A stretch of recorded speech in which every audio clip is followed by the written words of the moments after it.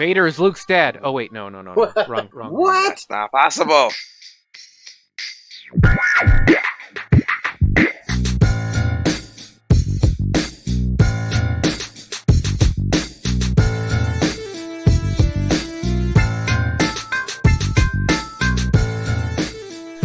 Good evening, everybody. Welcome to the Heroes Peak podcast. I'm your host, Chris.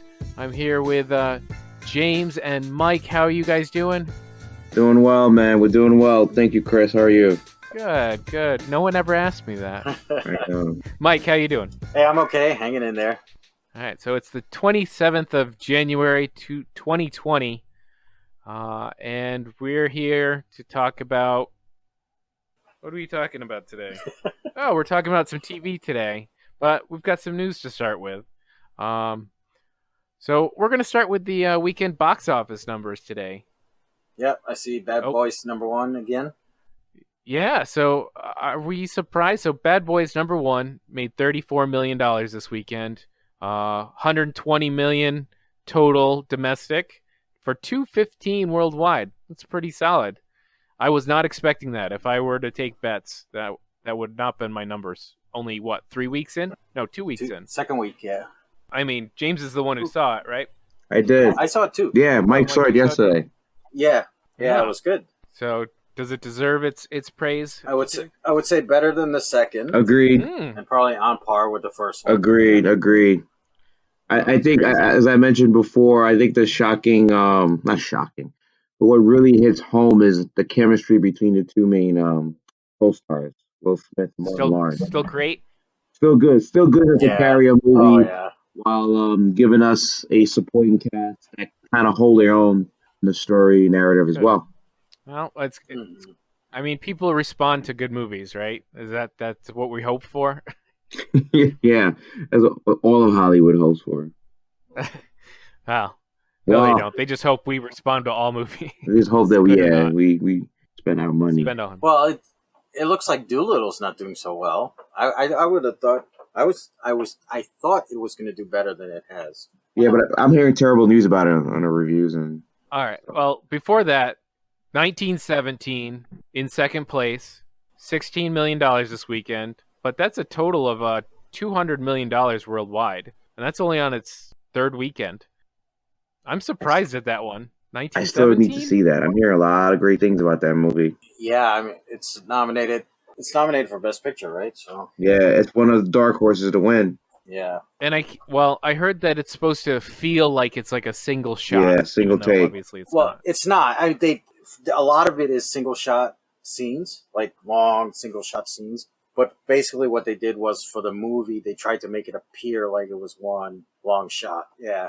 That's it. Yeah, I'm interested. Yeah. I don't care if it's... I mean, it's cool, technically, but I want to see how that feels if you feel like you're really following this character then. If that gives you a different type of drama than you might otherwise get. Oh, absolutely. I mean, I'm going to check it out. Like, I haven't had a chance to yet, but I'm definitely going to watch it. Like, we talked about war movies. We all enjoy a good war movie, So. Mm-hmm. Yeah, I've had some people even say it's now in their top 5, so I was like, oh, I guess I do have to check it out. And that brings us to Doolittle, which isn't doing much. $12 million this weekend for a total of $44 million domestic. Ouch. $91 million worldwide. Isn't even going near its budget. Yeah, that's rough. Yeah, I imagine that movie was expensive. Do you have the production budget there? I think it was like $150 or something, $170. Wow, I have to look, Jesus. But I know it's north of $100. And the cast alone, I mean, there's a huge cast in it, like just for all the voices, a lot of the animal voices. Yeah, I wonder if Hollywood puts too much into celebrity voices. Like I know if I bring a kid to a movie, they're not going to go, oh, hey, Spider-Man's the pig. And I want to go because Spider-Man's the pig. I don't know. Yeah, so looking at the cast here, we got Banderas, Michael Sheen, Emma Thompson, Rami Malek, Kumail Nanjiani. All top names. All top names. Yeah. Tom Holland. Well, see, my son went to go see it, and he said it's not as bad as people say, but it is really ridiculous, and it's not good. But it's It's just kind of messy. That doesn't sound positive at all. No. Well, people are calling it like they'll come out and be like, this is the worst thing on film, It's not as bad as Cats. Yeah, sounds like. So, yeah. He just says it's really messy. It's hard to follow. Things bounce around, and yeah, it doesn't sound good. And people aren't responding to it. The name power doesn't matter. I mean, do you guys see that's? No, go ahead. And that was my my thinking was the draw was Robert Downey because after post Iron Man, you know what I mean? Yeah, but we've seen a couple of. Name me a box office winner from a Marvel alum following the Marvel. Oh, I'd have to look it up, but let me see. Just off the top of my head, Chris Evans and Knives Out. Oh, that was there a good you one. Go. Okay, that's a good one. I didn't even. But I'm going to say that that's an ensemble. He's not leading the movie. Right. Did you go because it had Chris Evans? No. I think people were. Yeah. No, I went because Ryan Johnson. I went in despite of Ryan Johnson. Right. Right, exactly. Yeah. But you didn't go because of Chris Evans. No. You went because you heard it was good. No, it helped that he was in it, right? I mean, I'm a fan, so it's not like... No, he's got a following. Right. It's not like it has zero, like, attache that there's a famous actor, or especially well-known actor. But I don't think it's at the top of most lists. I think it's at the bottom of a draw. I mean, Marriage Story, the only reason why I even cared, other than my wife was beat me in the head to watch it, was because I knew Scarlett Johansson and Adam Driver were in it. If you take those two actors and put two, I don't know, C-list actors I'm not really into, there's no way I'm watching that Well, show. if you hear the things about it that you heard about it, whether it has them in it or not. Still not watching them. I'll at least wait until like 2020 to catch it. So, to me, the biggest draw right now is IP. It's your properties. You know, Marvel, DC, whatever. Agreed. Those are your draws. Mm-hmm. But you can't just expect that, as we've seen with Terminator and Independence Day and Dumb and Dumber, whatever you want to. Those aren't enough. Those will bring some people, but you have to have something behind it. So then probably word of mouth is number 2, because word of mouth will overcome, good or bad, all the other things. That buzz. Mm-hmm. The critical acclaim buzz. Yeah, and you got 2 different kinds of buzz. You have the Baby Yoda buzz, right? And then you have the critic buzz. So, like Marriage Story, I think really got a big critic buzz. I don't think it was... I mean, I'm sure film Twitter loved it, but I didn't see anything else, besides film people raving about it.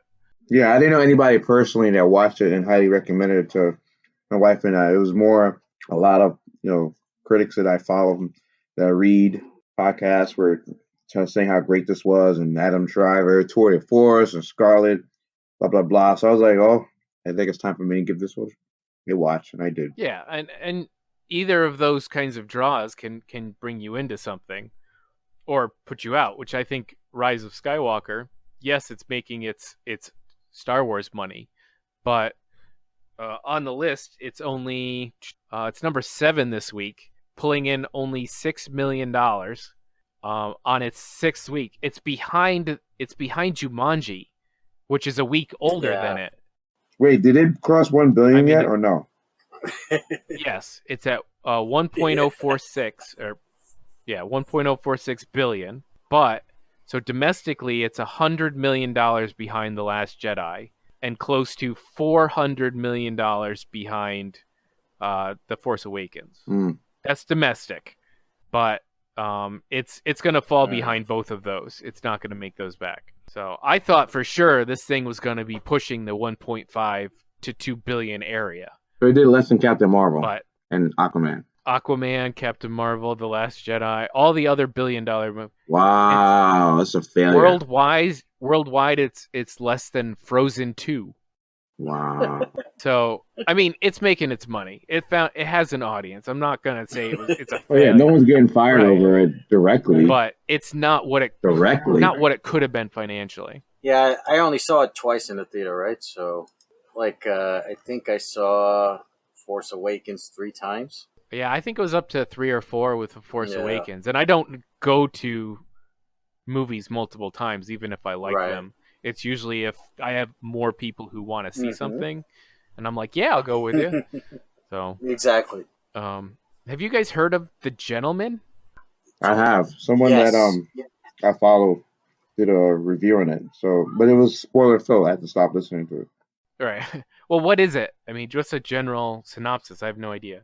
Hold on, I gotta look at my notes because I actually did write something about this. Yeah, that's the guy from the guy who did Snatch and Guy Guy Ritchie. Ritchie. Yeah. Oh, so Yes, Guy Ritchie. so it's a comedy. It's like a black Dramedy. comedy. Yeah, it's like a dark comedy. The way he does, yeah, you know how his film style, right? It's Uh-huh. It's got our favorite guy, Matthew style comedy. Yeah. McConaughey. Hey. The Buick drives you. Okay. But you asked me a question. I think the synopsis of the movie basically it's like an American expatriate who became rich by building a marijuana empire in London. When word gets out that he's looking to cash out of business, it soon triggers an array of plots and schemes from those who want his fortune. So it's in Cool. line I with can go Guy with it. Ritchie's previous work. Didn't he do Lock, Stock, and Barrel? And yeah, he did. Yeah, that's so okay. This time with Maybe I'll McConaughey. check it out. McConaughey. All right. Well, and then it made $11 million. Nothing big. It's only its first week. The reviewer still- I was listening to was, before you got to spoilers, was like, it's not a rush to the movies, but if you watch it on demand, then you'll be fine. And filling out the top 5 is still Jumanji. $8 million So I haven't this seen it. week for $283 million domestic, $737 million worldwide. Wow. That's crazy. That's got to be more than the previous Jumanji. But see, so that's kind of my thinking on that one is that's got to be Dwayne Johnson draw too. And Kevin Hart. Well, I think it's more the combo. Yeah, It's the Kevin right. Hart, Exactly. Dwayne Johnson I agree with combo, Chris. like the Bad Boys. These guys, the two of them have found something that, what was that CIA movie that I watched one night that was on demand? I thought it was a terrible movie, but that movie made Yeah, bank. I know what you're talking about. I think these. Which one?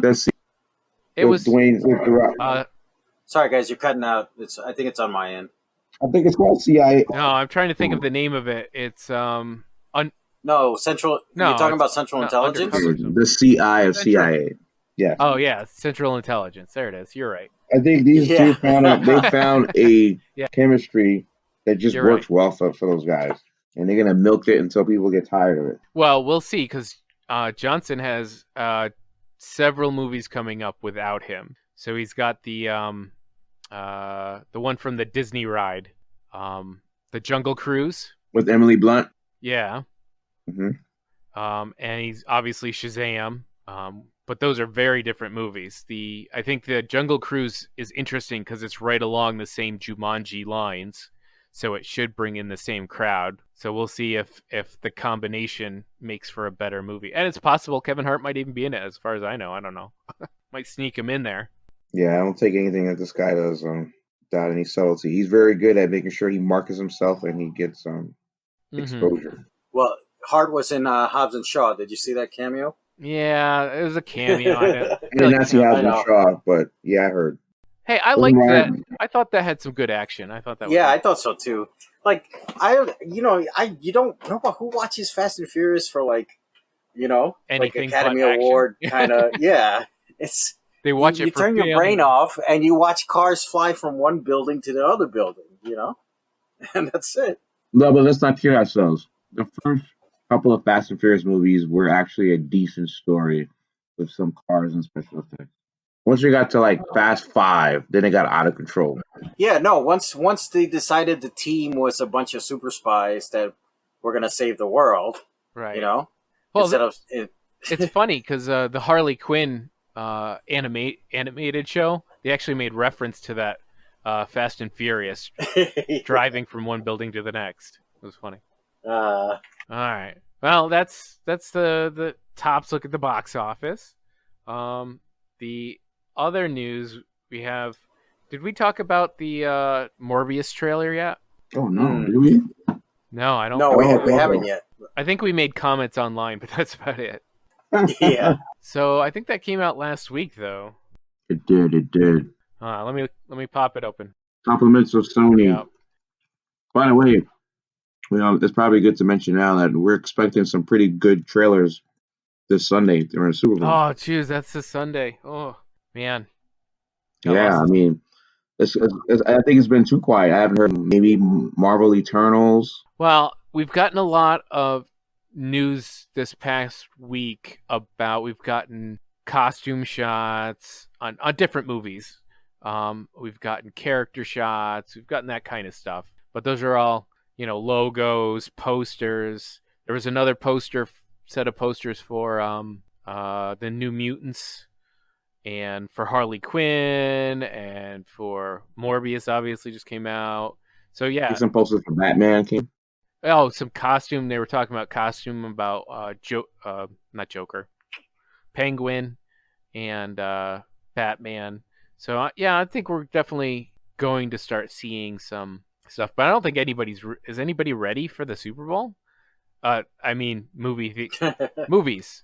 Are they ready to throw ad buys at it? Well, I was thinking maybe the Eternals might drop something. I have a feeling we're going to get maybe Morbius and we're going to get Black Widow. I don't think we're going to get anything big. I'd like to be wrong. I want to see the Eternal stuff because people are saying that it looks pretty cool. Yeah, let me see what's coming. We might get Coming to America too. I guess. I guess how much? It doesn't have to be superhero. Well, what movie is going to have enough big enough budget to throw a Super Bowl Birds ad? of Prey might throw another commercial in there. Mulan. Yeah. Sonic the Hedgehog. Sonic. All right. Well, so the Morbius trailer dropped last week. It's the starring Jared Leto. So Jared Leto hops from the DC universe over to the Sony Marvel universe. Spider-Verse, no Spider-Verse, whatever you want to call it. And he's playing biochemist Michael Morbius, tries to cure himself of a rare blood disease, but he inadvertently infects himself with a form of vampirism. Haven't we all had that day? Yep, so many times. the antithesis of the Twilight vampires. Right. And I don't know, what did you guys think of the trailer? I mean, it was basically I don't even know how to describe it. I mean, I like the way they put it together as like a horror movie turned into a superhero. Yeah, that's what I was thinking. Yeah. Movie where they show him like he's like deformed. He's a kid. He's getting bullied. Then he grows to an adult. He's still kind of deformed. He's sickly, and then he uncovers the ability to create this, lack of a better word, mutagen formula that gives him the Morbius powers.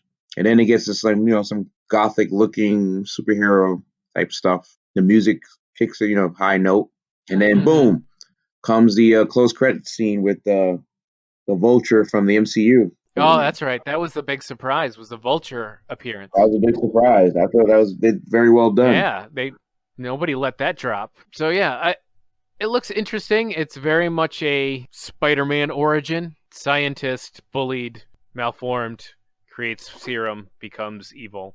But I don't have anything against these bad guy movies. I think it looks all right, but I don't know. Make it the Miles universe, you cowards. So yeah, it seems like the villains are the thing for DC right now, right? So, sorry, not DC, not just DC, but it's just a thing in general for Marvel, Sony, for superhero movies these days. Yeah. I would love for Sony to do what they're doing with the Spider-Verse and Miles Morales and do it with the damn movieverse. Give us the Tom Holland Spider-Man cross with the freaking the old Raimi Spider-Man with the Venom of this universe. Mix it all up. Now, we've never talked about the Venom, have we? Venom movie? No, we never did. But let's not, please. I mean, it's kind of a ridiculous, jokey... I mean, he's a bad guy because he eats people, but it was more funny, wasn't it? Or is that just... I wasn't supposed to... We never saw him actually eat people. It was inferred. Yeah, I guess so. Because it was PG-13, remember? Because at the end, he definitely ate somebody. Yeah. But, yeah, it's just... It feels like Morbius feels a lot more serious than that film. I don't know. We'll have to see. And, yeah, Keith. How you doing, Keith? What's going on, guys? Hey. So, coming at the right time, because we are just about get into the unfortunate news. We've had 2 deaths this week. Number one, Terry Jones passed away January 21st. He was a founding member of the Monty Python crew. Some great wrote Monty Python and the Holy Grail, or at least part of the group writing Meaning of Life, Life of Bryant, and other sketches, as well as acting in those movies and their sketches. Great funny guy, part of a funny crew. Sucks when people get old, right? Yeah. Wow, he was 77. Wow. I mean, the only thing I have to say is that like Monty Python was a weird thing. It came out, obviously it didn't come out. I discovered it in college. It was kind of like a weird college rite of passage. I don't know what you guys probably may not have had the same experience that I did. I got introduced to them in high school. Same, yeah, high school. High school's where I saw Monty Python. Yeah, I became a fan after. Well, they weren't around the military Catholic high school. Sorry. Yeah, we went through some bad times that you didn't get to experience, Chris. Right. But Monty Python was sort of like this thing that once you experienced it, you kind of sat with you, stayed with you, and it's sad to see those guys not survive forever. I don't know. Yeah, I remember I had a cassette tape of their greatest sketches in the late. I always loved and admired guys like them, and then the Zuckerberg brothers who gave us the airplane movies. I mean, stuff like that to me will always be classic. Seeing those on TV now, late night cable. Yeah, they're very, very willing to go wherever they wanted with their comedy and not worry about the day, what the public thought that day. Yeah, they can't do that now. No way. And the death yesterday of Kobe Bryant of Los Angeles Lakers basketball fame. And I'll let you guys take over from there. Well, I think the big thing, it's still kind of fresh for a lot of folks, knowing that not only when he perished, but how he perished. This guy, within last year, 2019, we were just talking about 2020 Oscars, but some of us may remember that in 2019, he won an Oscar himself for a animated short that he wrote, executive produced, and submitted for consideration. He actually used the John Williams of the Star Wars fame, to do the orchestra and soundtrack for that short. So the fact that he's able to garner someone of John Williams's reputation and credibility to work with him is a testament who Kobe was as a person, but also how driven he was to actually get this stuff out there and then to win an Oscar. It's one thing. And then, fast forward to the present day, we knew he had a lot of other stuff that he was trying to put in production and movies, but more so going back to his first love, basketball. He was working with his daughter and shoe company, putting together the Mamba clinic, where he focused on boys and girls, by the way, boys basketball and girls basketball, JV, similar to the AAU program. But the difference between his is he was focusing on nutrition and conditioning, which is a rare thing for basketball. Nutrition and conditioning, for the most part in U.S. sports athletics, is not priority, with the exception of tennis, because they're really focusing on world-class tennis at a much younger age, and gymnastics. But for the other sports, it's more like, typical American. You drink your chocolate milk, eat your pizza, go out there, have a football practice. But Kobe was really trying to push, the thinking on how kids going through the basketball program, how they take care of their bodies at a younger age, how to, take care of nutrition. So he had all this stuff that was like on the burner, like bubbling, preparing for the second phase of his career. We all know the first phase was actually playing in the NBA straight out of high school at 17, 18, 20 years with the Lakers. And then to hear that the moment of his death, he was really in one of his businesses. His mission was, the basketball camp with his young daughter, who on her own right was becoming a star, through her dad's mentoring and teaching. And he had other people at the incident, other coaches, assistant coaches, other students and their parents, It's just shocking. I myself was in the middle of my son's basketball game. Mind it, we were getting blown out at halftime. Parents were looking through their phones. They lost the attention of the game. And then one dad yells, "Oh my God, Kobe Bryant just died!" And then obviously it was right. What? He goes, "Yeah, it's on TMZ." And I was the second guy to yell, "Fake news!" He goes, "No, no, no!" And then the guy next to me goes, "Oh, dude, Fox Sports is reporting it too." Then I'm like, "Oh crap!" And then you just see the sea of people's faces just change and the stands, Yeah. you know. And then the refs kind of heard the mumbling, and then someone must have told one of the refs, and all of a sudden they're like, "What?" They pull out their phone. It's still halftime, but everything just stopped, you know. And then the game resumed, and after the game was over, everybody was like Right. kind of like talking about the game, but more so talking about what what it means if it's true. And then my wife was telling me, I hope his family wasn't. I hope it was like a private plane, chopper that he was doing with his family. This is before we knew the whole story. And the last 24 hours, me myself personally, I've taken a lot of Kobe's, his previous statements, what he's done on the court, off the court, to heart, because I was never really a fan of Kobe the Laker, but I was a huge fan of Kobe the basketball Right. player. Same. And I think only Keith understands with me because I've never been a team sport favorite in the NBA. Keith will call me a bandwagon fan, or my wife calls me Die Easy fan.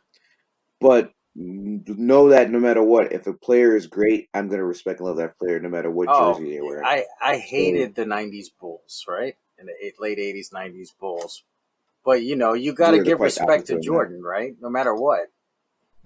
So Yes, and just focusing on Kobe, the man of this yeah, conversation, I was just listening to tons of different people's like how it happens. After somebody dies, people have personal stories about the person and they air out. And something clicked in me, was something Obama said, and I was like, you know what, Kobe, to me, just to me, there's nobody is more American than that guy. And when I say American, I mean both the pluses and minuses. I say the exceptionalism that we hold, us as Americans, when we go anywhere in the world, we are the exceptional citizen of the world. We're Americans. Our drive, our ambition, to the detriment of others around us, or sometimes compassionate to others more fortunate. That's Kobe, man. Kobe's in his early years, he was driven to the point where you had to win at any means necessary, no matter if you were going with them or not. Like if he was like at the locker room, if guys were like starting to fall apart, he was like, "Just get out my way, give me the ball." He's gonna do what it takes to win. right. And it took him a while to understand when he had somebody like Shaq, another alpha dog, like, listen, dude, you're not gonna succeed unless you kind of give and take. Again, Americans, we're the best in the world. We do it our way. If it doesn't work, we find a way to make it work. Mm. Until somebody else comes up, I would say, hey, listen, big guy. I understand you're the superpower of the world, but in order for us to get this done for the world, we kind of need to meet halfway. And for the most part, as Americans, we tend to see eye to eye when it comes to big world picture moments. And then you see Kobe's second half of his basketball career, where he started becoming more like the mentor and teaching the next generation of players. From the 2008 Olympics, when I remember watching it at 6 a.m. because it was in Beijing, and the Americans were about to get the ass whooped. This is the redeemed team, right? The team that was going to bring back the glory of '92 Olympics, and we were down by 4 points to the Spaniards, like Marc Gasol, Paul Gasol, Ricky Rubio. These guys are about to hand us Yeah. another L on the biggest stage for basketball. And Kobe, at that timeout that Coach K called, was calming the team down, was like, relax, we got this. And he hit he was attack mode, 4 crucial layups and shots. All of a sudden, you can see LeBron James and Dwayne Wade get their confidence back. And they went and they rolled through Kobe to win that game. Yeah, 41, That man. was I the looked at it, I second was half like, Kobe, who before man, yeah. wasn't trying to be a leader by teaching others. He was more like, watch me and you follow along or you don't follow along.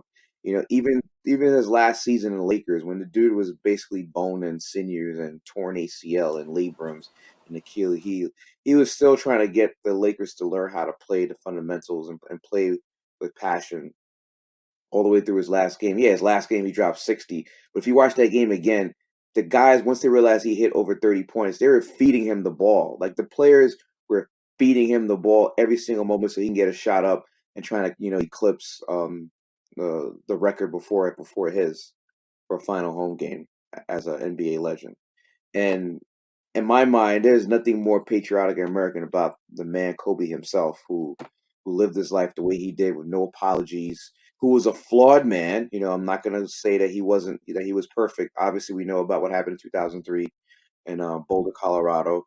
It was a criminal case that was settled, but obviously there was some things that were inappropriate that occurred throughout that. But you know what he did? He flipped it around and became a pioneer of women's sports, particularly women's basketball at the college and at the WNBA level. This guy was the one going to He was the only superstar that was going to WNBA games courtside, cheering, hooting, hollering. NCAA games, talking to players, asking them. Girls were hitting game-winning shots, and Kobe would retweet that, and the girls like, "Oh my God, Kobe retweeted!" But he was out there cheering for them. And obviously, this is before his daughter had reached an age where she herself had opportunity, God rest her soul, to become a star in her own right. He was the first guy saying there's at least 2 women right now in the WNBA that could play in the NBA. Again, he was a flawed character, but learned in his latter years, and I hate to say his latter years, dude was younger than me, younger than all of us, that you could see that he was making strides to perfect himself, like our country, perfect the union, with our God-given ability as citizens of this world. And again, there's no one who's more American than Kobe Bryant when I take his entire life and his career in a caption. Those are my quick thoughts. Mike or Keith, do you have something you want to say about? I think like Kobe was like a metaphor for, like, he was the living embodiment of the metaphor for sport. And it's funny even to see how people like in the league even are reacting to this. Like, it's a blow and it's a bummer. And I've never really been the biggest Kobe fan, but like the one thing I respect of guys like him and Jordan and kind of like what I hold against LeBron, because I feel like he doesn't really have like this particular thing, but like the will to win. He's like the physical embodiment of the will to win, And I think that that's a lesson that I think he resounds like so many people feel, because it's a lesson that goes beyond like basketball or what he was doing or this, that, and the other. Like people like that who win at all costs make you like, they push you to a different level of whatever it is that you're doing. It's like, you know what I'm saying? Like you finish your novel, Kobe. I mean, like it's even like how I kind of don't like some of the reaction, like how the Lakers are postponing the game. And guys like Kyrie couldn't even play yesterday. They were so emotionally distraught. And I dig it and I feel for them. And they knew the God personally. But like, I feel like that's not Kobe. Like, that's not how you honor like what it was that Kobe was. The shoe reversed. Kobe's on the court, probably giving up the best game of his life to honor you. Yeah, you'll hear that like certain players will come out when they had someone pass, someone close to them, and they'll put in their best performance at that point. Their best performance, like Kyrie was talking about for years how Kobe was his mentor. They talk all the time. I feel like you didn't really learn anything, bro. Like, you don't have that Kobe juice, because, like, shoe on the other foot, Kobe, that night, if any other night, some coach couldn't stop him from playing. I mean, there's many stories we've seen in sports. I mean, I offline we were talking earlier. For example, I remember the Brett Favre game, the day after his father's funeral. I was just thinking about that. Dude went on one of his best performances ever. Monday night, it was a televised game. Monday night, how Monday Night Football is. Dude was basically came from his father's funeral, flew to the game site, barely warmed up. People weren't sure he was gonna play. Dude came out in uniform, 4 or 5 touchdowns later. It was just like, of course his dad would want him to play. He was like, his dad would want nothing less.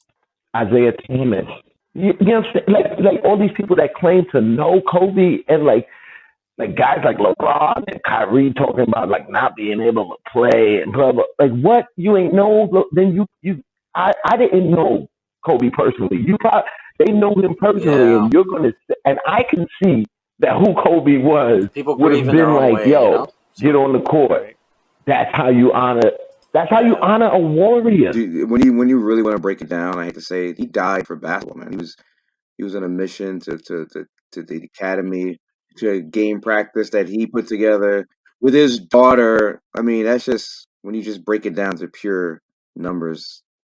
Oklahoma City Thunder guard Chris Paul would miss his first game of the season Monday as he mourns the loss of friend Kobe Bryant. See, that's. I get it, and I feel their pain, and I'm not even trying to discount like any. I feel like Kobe would not have handled it like that. How you gonna say you're gonna miss a game on like? But I'm gonna. I want to add this one thing though too about Kobe, and I think like this is like these are the things that I think he became great because that's when you kind of like he let you into the other side of the other things and what else was on his mind. Like Kobe on the court was nothing but basketball. Off the court, retired Kobe. Like you went from getting chips to getting Oscars. It speaks 3 languages fluently. Long list of accomplishments in the career that you chose. Retired from that career on to being great. Like he's literally he's today's Renaissance man. Yeah, we're seeing that a lot from athletes now. I mean, a lot more than we used to.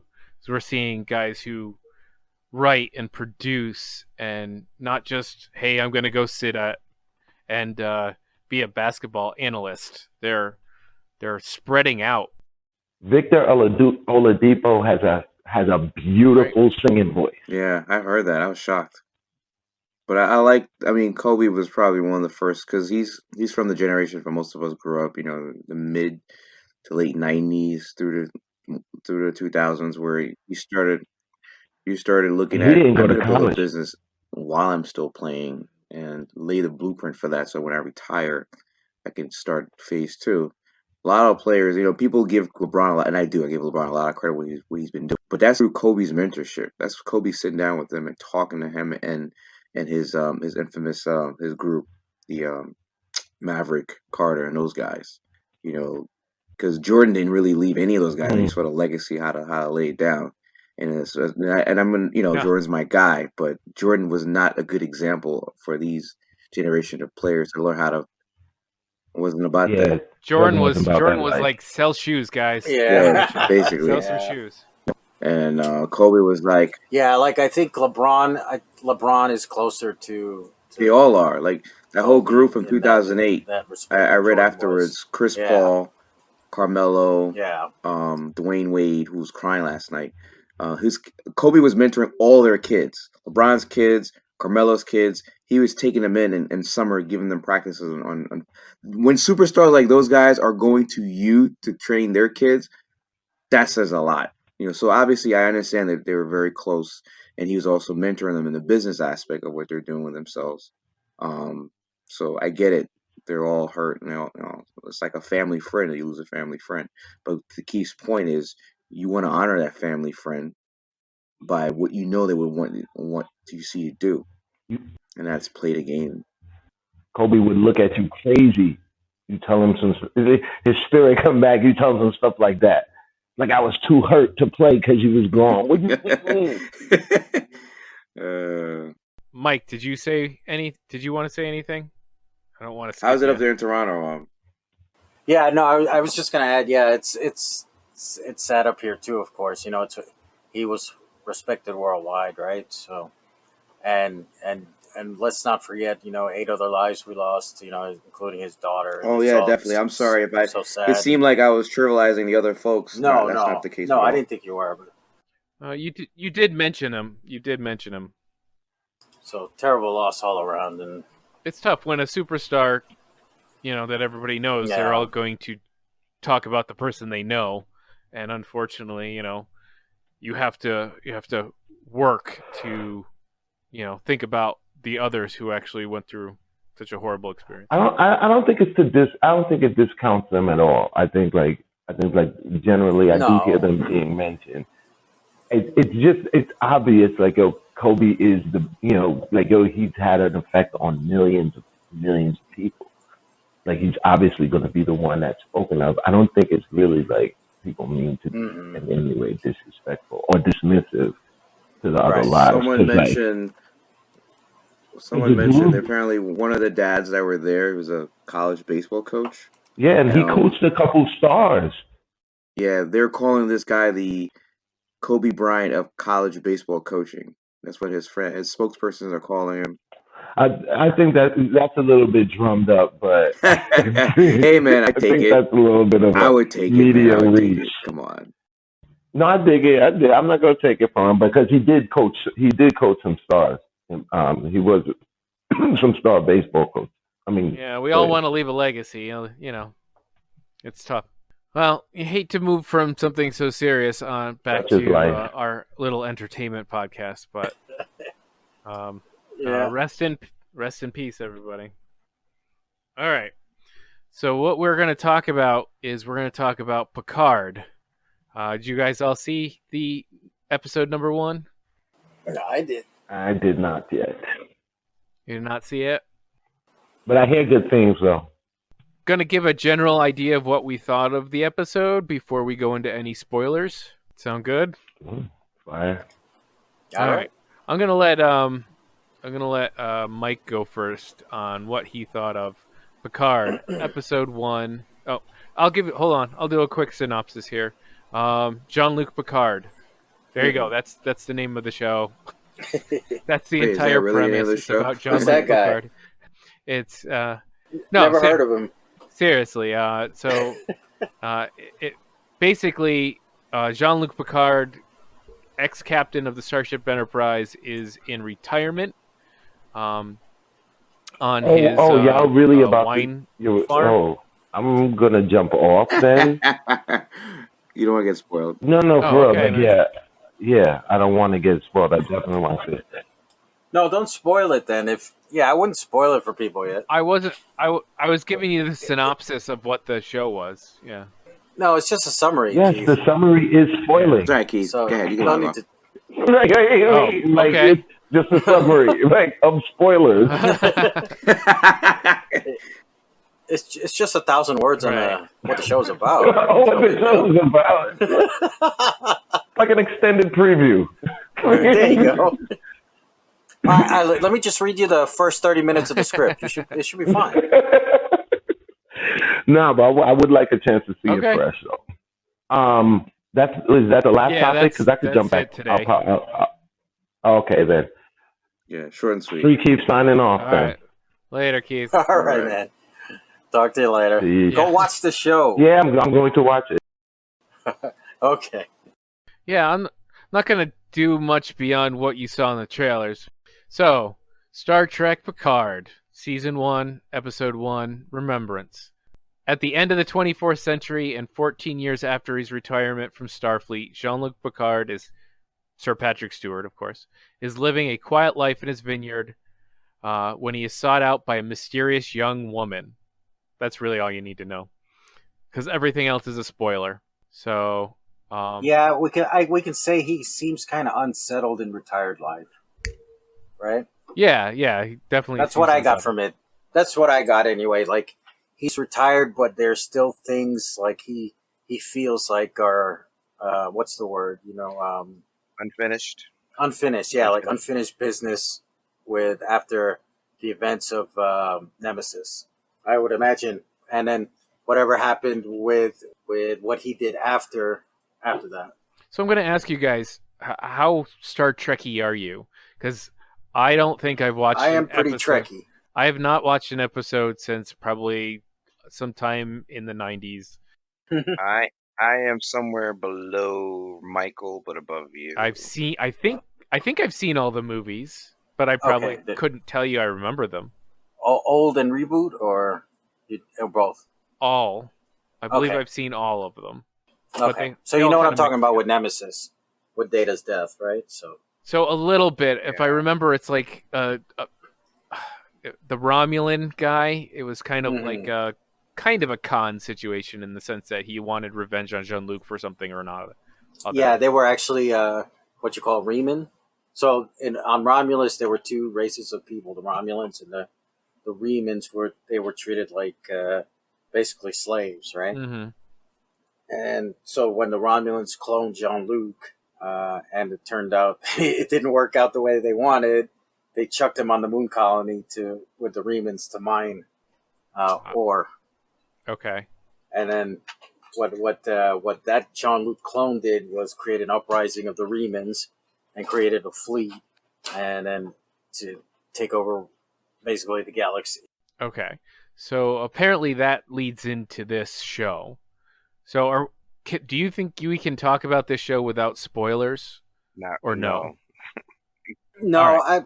I don't think so, because we're like I said. I think what we can say is liked it? We can't say anything of value without really getting to the plot.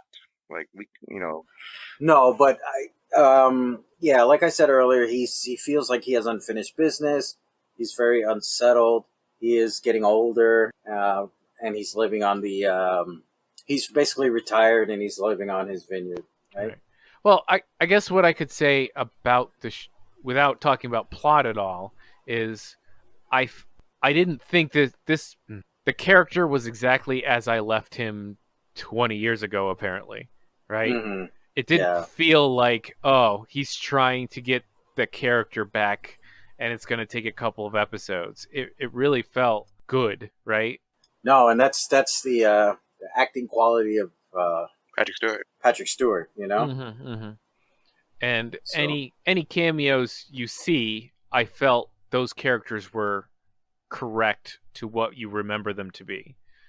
Yes, especially the first scene in the episode. Mm-hmm. So that one was like, that's what drew me in right away. I was like, and as not a Trekkie, the TNG, the Next Generation, was a good show. We enjoyed watching it. Watched it every week. So getting back to those characters, whichever ones appear here, is good, you know. And Star Trek has always been the smarter brother to the sporty Star Wars, right? Right. True. Yeah. But hold on, Chris, you said something here that I found interesting. You said bringing back the previous characters from the TNG. Did I hear correctly? Yeah. Okay.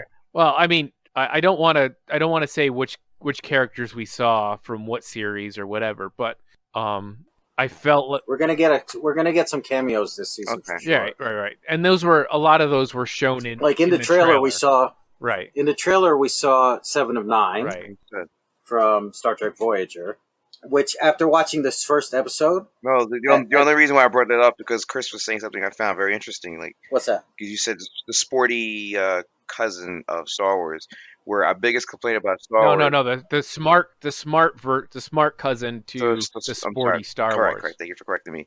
Which I hate. It doesn't mean that the same issues we have with Star Wars, where they're bringing back the old people and the new, they're not going new. Right. Hope they don't do the same thing with the Star Wars series. I bring back the old TNG guys back with no new characters to move it forward.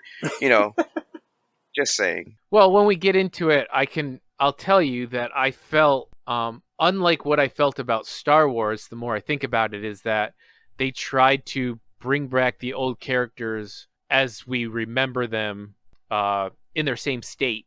Like, though the character of Jean-Luc is exactly like I remember him, he's moved forward. He's had events in his life that have changed some of his ideals, and the world has changed around him to that. And like the Force Awakens, I felt like, oh, let's make sure that Han is smuggling again.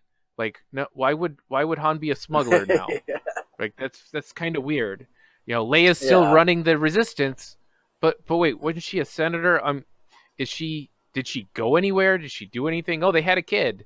Like, it felt like they wanted to make sure you remembered who they were and exactly what you knew they were doing in Star Wars. I know that's simplifying things a lot, but this, I felt like Jean-Luc is accepting his age in the things that he's doing and this history he has is weighing on him. Right. I don't want to oversimplify. I don't want to get into Star Wars versus Star Trek battle. I'm also I'm going to add that he's not happy with the way things are in the quadrant with Starfleet. He's not happy with Starfleet. Right. So other than that, why don't I'm going to sound off. I don't know, sir. You don't know. You don't know because only I know. Don't care how I want it now.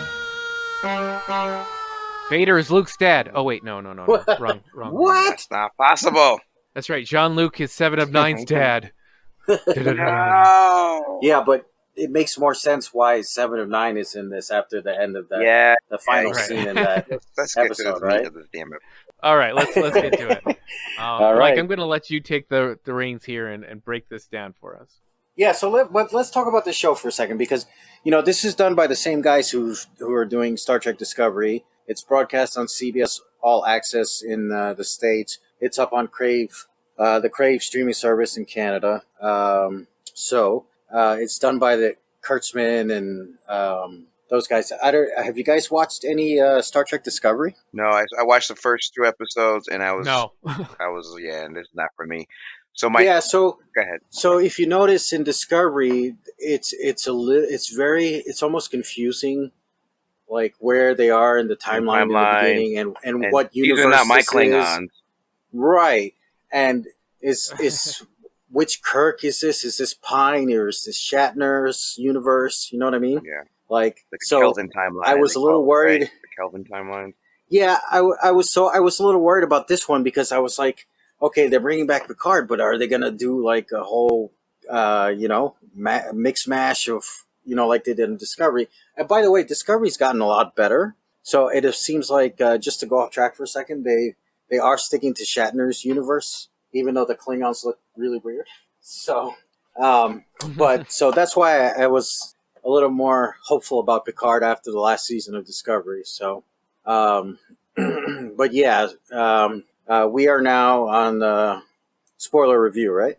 Okay. Yeah, we're in spoilers. So, go for it. We open up with Jean-Luc playing chess with our own Commander Data, who we know is dead from Star Trek Nemesis. Yeah, I think there's a hard part for people like me who don't know Data's dead.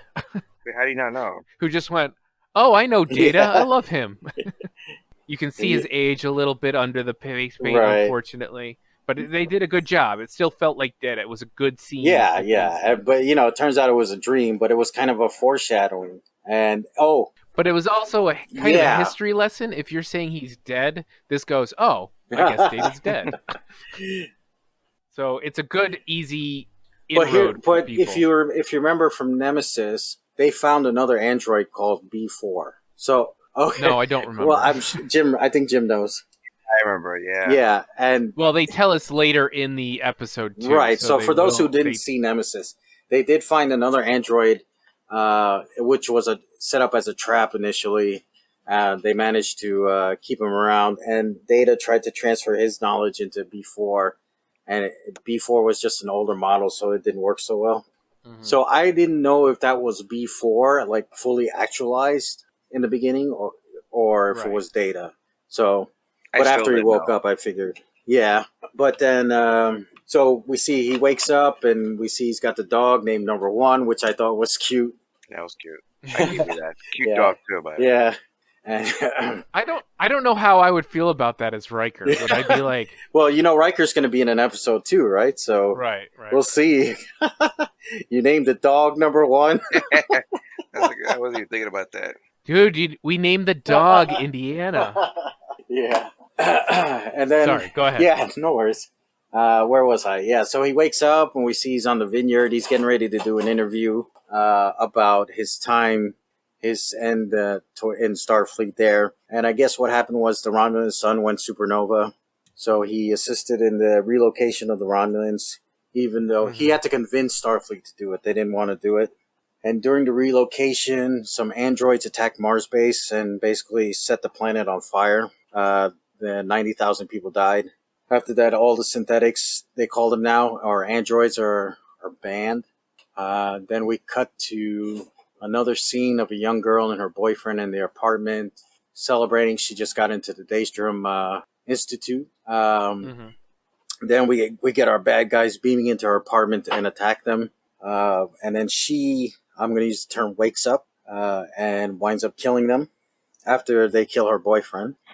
She doesn't understand what's happening, but she sees a vision of Jean-Luc and sets out to find him. Well, before she sets out to find him, she does actually, she pulls a Serenity here. Mm-hmm. Right, yeah.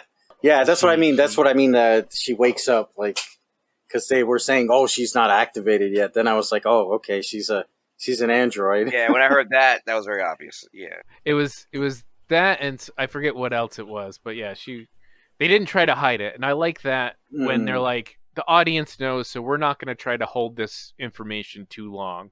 We'll make sure everybody. Yeah, that's the thing. I mean, the thing about Trek fans is they're usually pretty smart about their universe. You know, they're if you're a true Trekkie, you're very loyal to the everything that's going on, so you can figure this stuff out pretty quick. I think. Yeah, more toxic than Star Wars fans, actually. Yeah. Oh yeah. So, where did we leave off? Cue the SNL skit. So now she's on her way. She finds, she goes to the vineyard, right, to see Jean-Luc. Okay. So I have to say, this is the one part that was kind of weird. It was like, bam, she was there. Like, this is kind of that. Transporters. I understand transporters, but they didn't show anybody beaming anywhere, and I'm like, where is he? Is he on another planet? Are they on the same planet? All right, I'm so confused. So yeah, but it says France in the beginning, right? Chateau Picard in France. Yeah, in the beginning. Okay. Mm-hmm. Yeah, I must have missed it because that was the only thing. I was like, oh man, I don't have a map. I don't know where things are right now. I get it. I forgot. I know they showed where she was, but I forgot what city she was in. It was some big. Was it New York? No, I think it was. She was in Greater Boston. Oh, I remember Boston. I right. totally right. missed these. I thought it was then. hilarious that I realized it because it wasn't Boston; it was Greater Boston. I was like, "Oh, really?"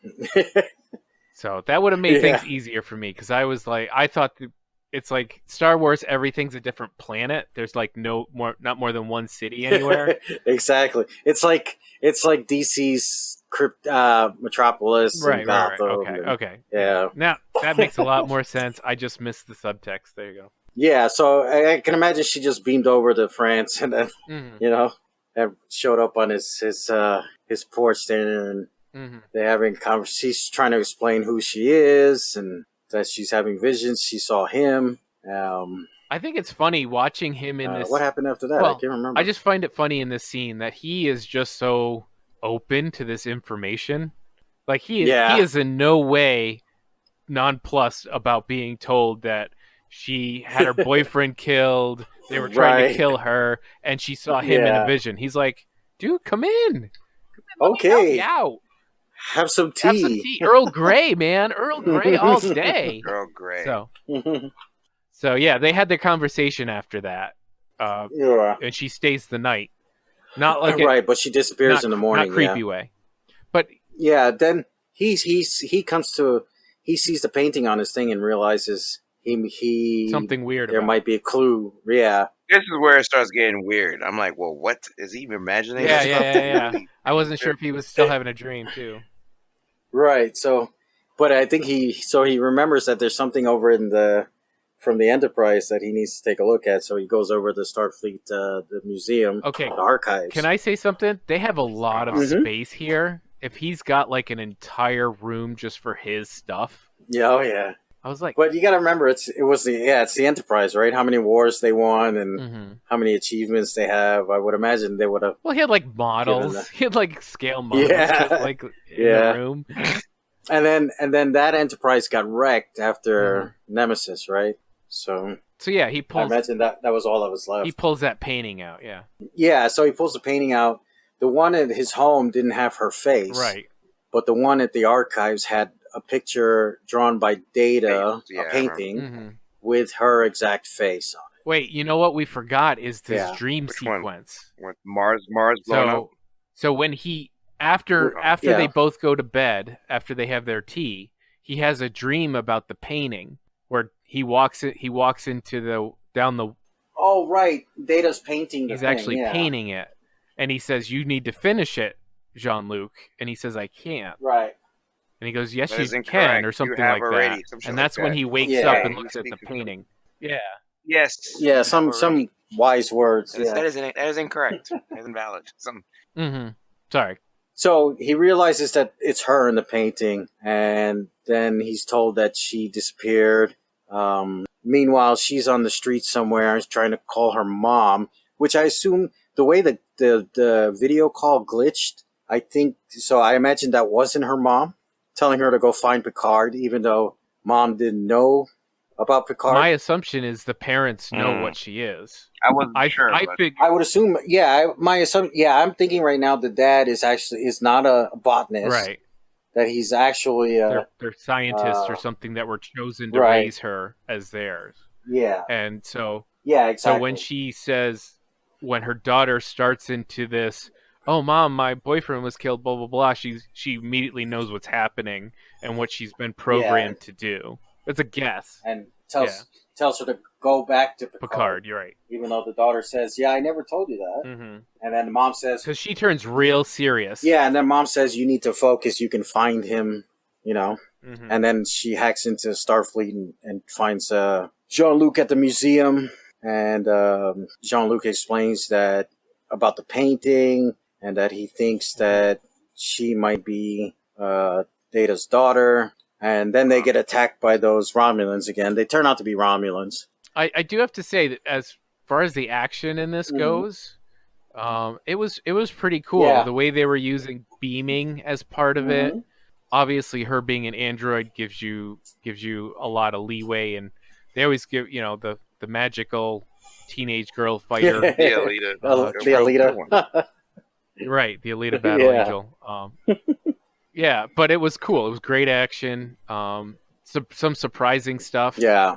But yeah, the using of the beaming, and some of the painful falls those guys took. Man. Oh, I know. Oh.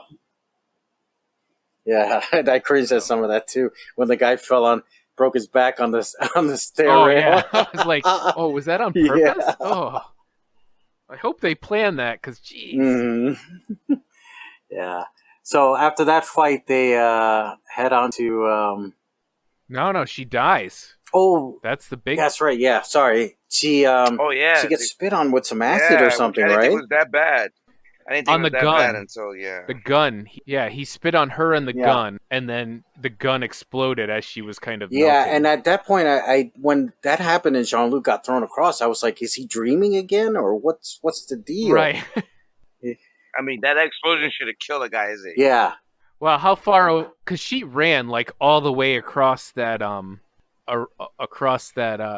area to get to the stairs to fight those guys. Mm-mm. So I don't think he was really that close. No, and she did that. You saw. Oh no! You saw that dude, leap. If you go back and watch the explosion. Oh he yeah, lifted off the ground. The explosion. Yeah, and she took that leap all the way up the stairs, right? You remember that? Yeah, I mean, yes.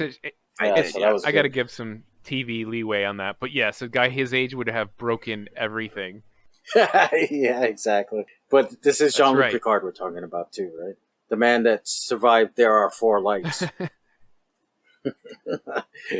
That's an old episode reference for you guys. You have to look up. There are four Google lights. Search No, for There Are Four I've Lights. seen it. Uh-huh. I know that one. Mm-hmm. I don't remember that one. Sorry. No. You got to find that episode. It's good. That's a great episode. Chain of Command, Star Trek, 2-part episode. My favorite of his was him and Q on the beginning of time and creation. Yeah, those are my favorite ones. So she's dead now, which at this point I'm thinking, okay, so what the hell? Right. So this is at the point where he goes to Daystrom, right, to talk to. Well, yeah, because they woke up. He woke up. The Romulans were nursing him back. Right. Yeah. So yeah, he goes to talk to the. He's in full health. He's perfectly fine. Well, you put the sonic screwdriver up on the cut and it heals, right? Yeah, I was thinking a lot like anime, where they put a bandage around it and the guy's fine. Yeah. If you see a white bandage, everything's good. That's right.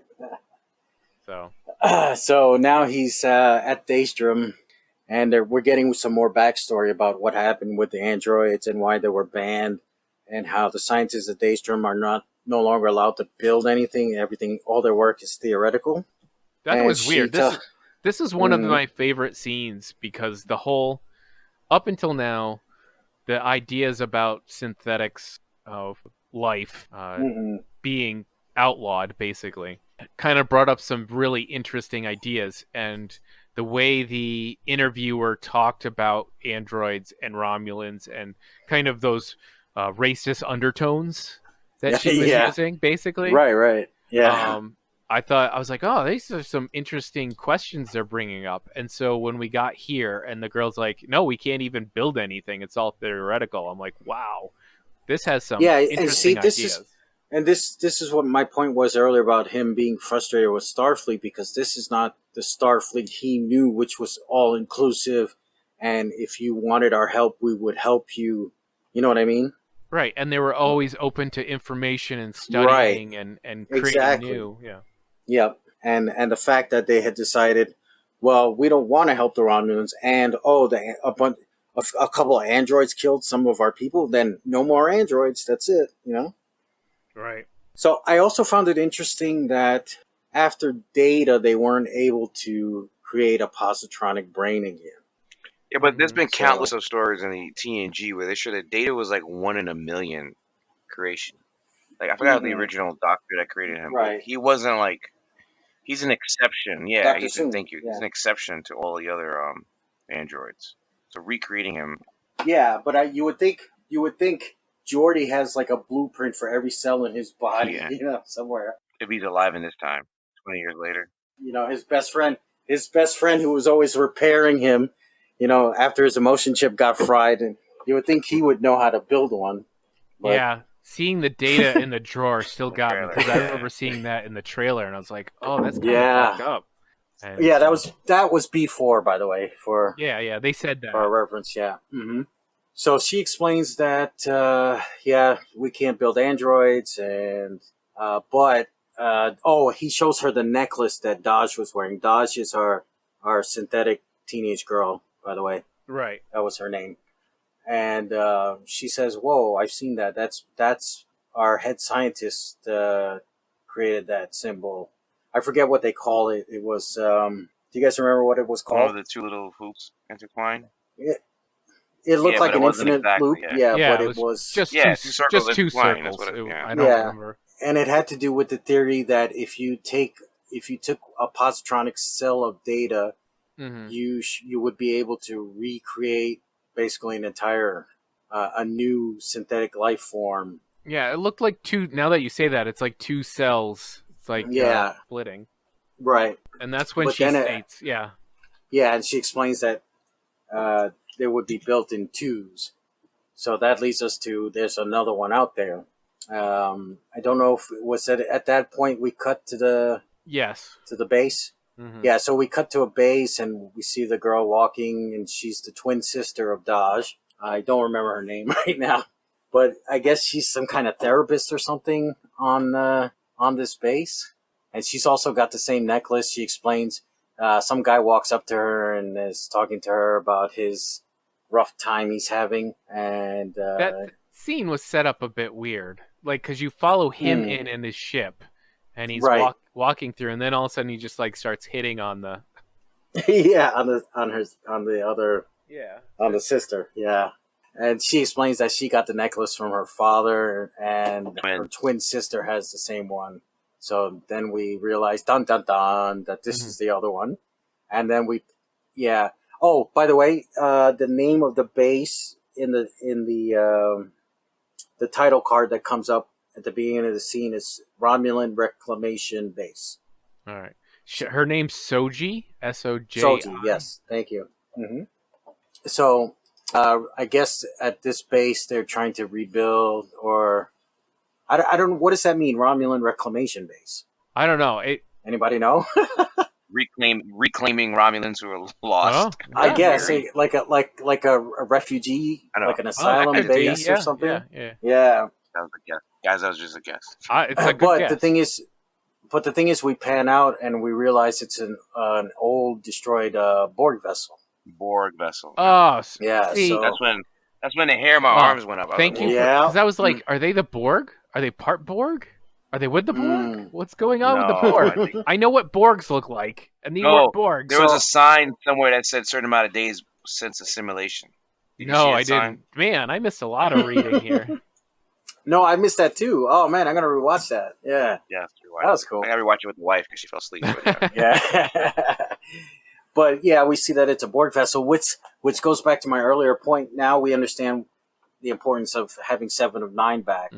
Because so if I understand the timeline correctly, pretty much when Captain Janeway from Voyager went back in time and she gave them upgraded weapons to defeat the Borg, I think they probably my thinking is they had armed the rest of the fleet with these better armor and weapons to fight the Borg, and they probably won the war.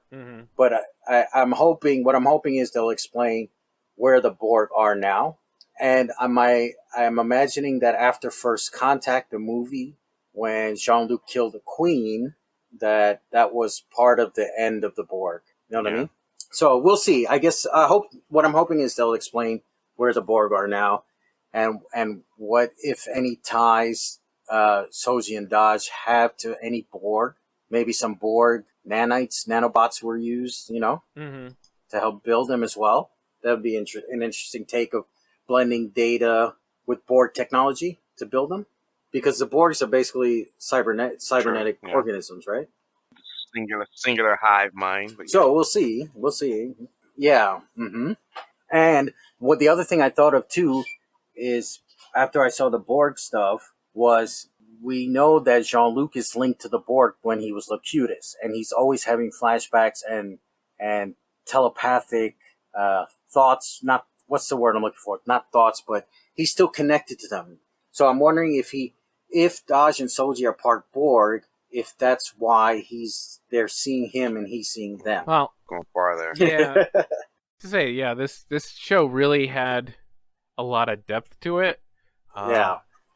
It didn't really, still a lot of questions. Like, I think I'd have to watch it twice to really catch a lot of stuff, but I felt interested the whole time. I didn't feel like at any point I was like, oh, it's boring. No, I was pretty much glued as well. And then, and the thing is, with the trailer that came out that showed number 1, Will Riker, and it showed 7 of 9. And then, did they show anybody else? I don't remember. Not that, no. I don't think so. No. Well, are you're talking about for the flashbacks? No, there was another trailer they had released that had the trailer. I think it was mostly new characters. It was kind of introducing you to the new characters, some action that's going to happen. And then at the end they cut to Riker and Picard sitting on a bench. Yeah, I think that's about it. But anybody you're hoping to see? Like, I'm hoping to see Geordi. I would love to see Geordi again. I want to see Q. Yeah, Q would be nice. Okay, so I read this on Twitter. I don't remember who said it, but they said, what if Q shows up and they use technology to make Q young? Bang. But then he sees Jean-Luc is old and goes to his old self.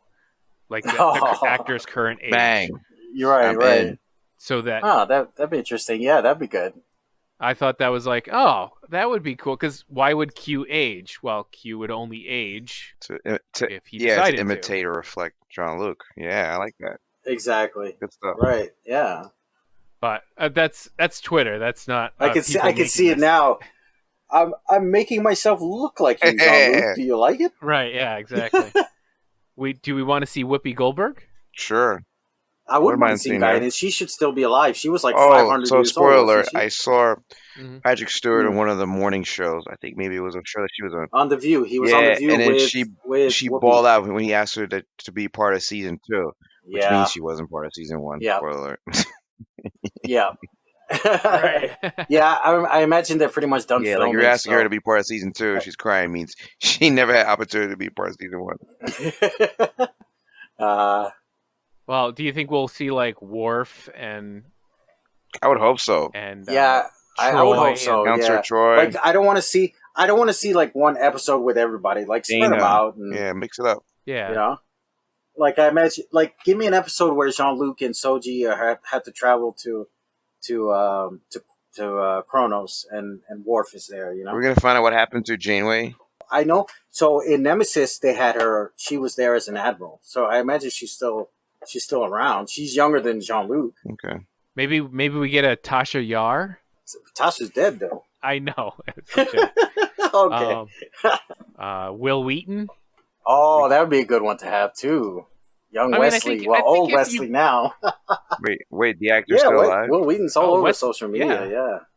He's a big activist now. Yeah. Oh, James. He was in the crossover on the CW. You don't remember? Oh, the newspaper guy? I'll send you a photo, a snapshot. Yeah, I think, yes. He was in the first episode when he was talking about the end is near. He was holding the end is here. Yeah, he wrote that. Yeah, that was him. I think he got off. I think he was bigger on social media early, but then everybody would say, "Shut up, Wesley," to him. Right. Basically, he was like, "I ain't putting up with this shit anymore." Yeah, exactly. I wouldn't. I would be like, "Okay, guys." It'd be good to see him and his mom, Dr. Crusher. Yeah. Well, I think you could do any, if not each of the main cast at any time. Just don't do a Star Wars. It's like, you have a reunion show just spread out over a season, right? But I think you have to give him a reason to be there. Exactly, yeah. But everybody loved Jean-Luc in that show. Everybody respected the character. So there's no reason why any of them would not show up for him. So. Oh, right, exactly. Worf would die for him, so. Some of my favorite parts were Worf basically telling him, if you were any other man, I'd kill you. Exactly. Yes. That's from First Contact. Mm-hmm. High marks. We're getting good continuous of TV. This is our first. I give it a solid B. Yeah, same here. Yeah, from a non-Star Trek guy. That's good praise. I think this is a good start to the 2020 prime television market. It shows, I think, we're in for good TV this year, which I think that was a real mark of the last year. Was a lot of really good TV series that kept you going while we're waiting for these big giant non-cinema movies to come out that we love. Well, now that I don't have Mr. Robot anymore, I'm glad I have the card. Well, it's late. We started late, guys, so I'm gonna shut us down. Yeah, sounds good. We'll have some other things to talk about next time. Not a big deal. We have more to say. Have a good night. Thank you, everybody, for listening. All right, thanks. Join us on social media. Give us 5 stars. Thank you very much. Heroespeak.com and iTunes for our podcast. iTunes, Spotify, TuneIn, Google Play, all the good stuff. On Twitter and Instagram at HeroesPeak. And we are now also on YouTube. Don't forget, if you just want to load up YouTube and listen to our podcast, you can find us there as well. Awesome. Thank you very much. Good night, everybody.